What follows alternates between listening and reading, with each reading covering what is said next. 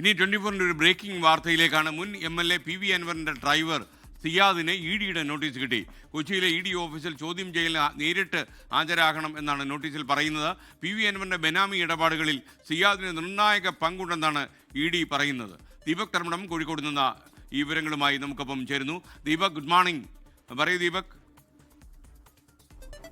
Very good morning എസ്കേൻ, happy birthday. ED വിടാതെ പിന്തുടരുകയാണ് PV അൻവറിനെ.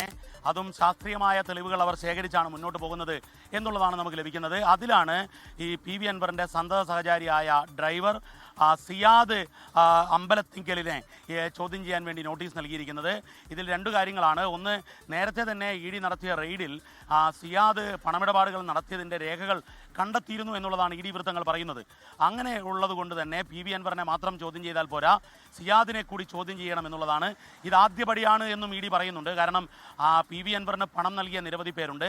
അതിൽ ഒന്ന്, ഏറ്റവും പ്രധാനപ്പെട്ട കാര്യം, 5 വർഷം കൊണ്ട് രാജ്യത്ത് ലോകത്ത് സാമ്പത്തിക പ്രതിസന്ധി ഏറ്റവും രൂക്ഷമായ 5 വർഷത്തിൽ 14 കോടിയിൽ നിന്നും 64 കോടിയിലേക്ക് സ്വന്തം ആസ്തി PV അൻവർ വർദ്ധിപ്പിച്ചു എന്നാണ് ED കണ്ടെത്തിയത്.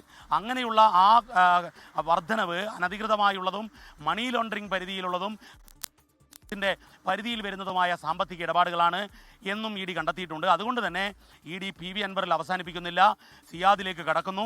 ലോകത്തെവിടെയായാലും ഏത് സമയത്തും 24 വാർത്തകളും ഓഗ്മെന്റഡ് റിയാലിറ്റി പാക്കേജുകളും എക്സ്പ്ലെയിനറുകളും വിശദമായി കാണാൻ ഞങ്ങളുടെ YouTube ചാനൽ നിങ്ങൾക്ക് സബ്സ്ക്രൈബ് ചെയ്യാം.